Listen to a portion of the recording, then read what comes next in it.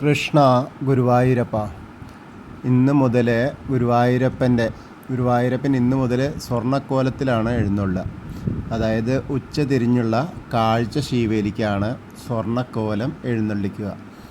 ഗുരുവായൂരിലെ പ്രധാന ആന നന്ദനാണ് സ്വർണ്ണക്കോലം വഹിക്കാനുള്ള അവസരം ലഭിച്ചിട്ടുള്ളത്. ഇനി ഉത്സവം കഴിയും വരെ ഉച്ച തിരിഞ്ഞുള്ള ശീവേലിക്കും പള്ളിവേട്ട, ആറാട്ടു ദിവസങ്ങളിലെ പുറത്തേക്ക് എഴുന്നള്ളിപ്പുകൾക്കും സ്വർണ്ണക്കോലം തന്നെയായിരിക്കും.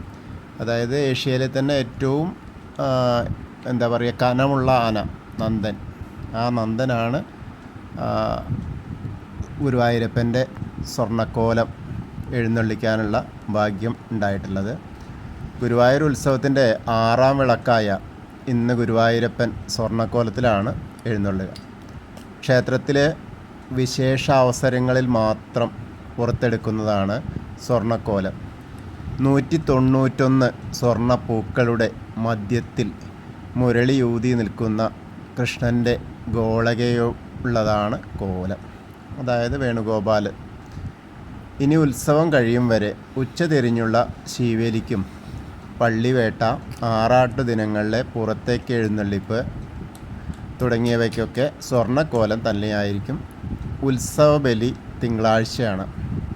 വലിയ ബലിപീഠത്തിൽ തന്ത്രി ബലി തൂവും. ചൊവ്വാഴ്ച പള്ളിവേട്ടയും ബുധനാഴ്ച ആറാട്ടുമാണ്. 2 ദിവസവും സന്ധ്യയ്ക്ക് കൊടിമരച്ചോട്ടിലാണ് ദീപാരാധന. അതായത് നമ്മൾ കൊടിമരത്തിൻ്റെ അവിടേക്ക് കൊടുന്നിട്ട് പഴുക്കാമണ്ഡപത്തിന് പകരമായിട്ട് അവിടെ കൊടുന്ന് വെച്ചിട്ടാണ് ദീപാരാധന സമയം ഉണ്ടാവുക. വളരെ പ്രാധാന്യമുള്ള സമയമാണ്. അത് കഴിഞ്ഞിട്ട് ഗുരുവായൂരപ്പൻ ഗ്രാമപ്രദക്ഷിണത്തിനെത്തി.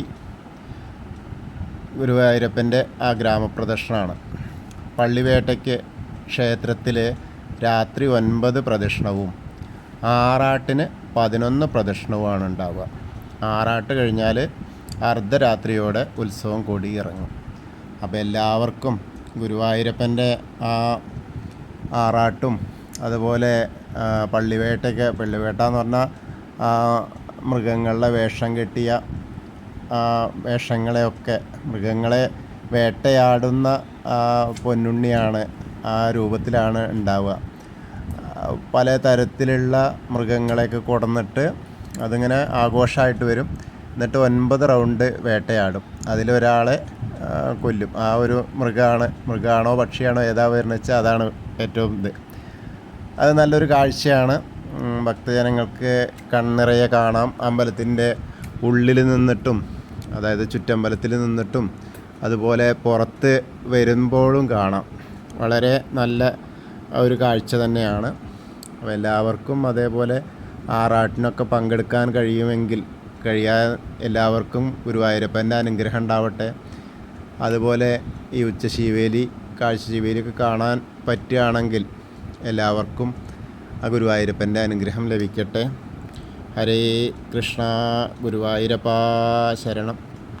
എല്ലാവർക്കും ഗുരുവായൂരപ്പനെ കാണാനുള്ള മഹാഭാഗ്യം ലഭിക്കും എന്ന് വിചാരിക്കുക, ശ്രമിക്കുക. അപ്പോൾ ശ്രമിച്ചാൽ നടക്കും, തീർച്ചയായും നടക്കും. ഇനി അഥവാ തീരെ പറ്റാത്തവർ വീട്ടിലിരുന്ന് പ്രാർത്ഥിക്കുക. അപ്പോൾ ഗുരുവായൂരപ്പൻ്റെ കടാക്ഷം ഉണ്ടാവും. എല്ലാവർക്കും നമസ്കാരം. ഹരേ കൃഷ്ണ.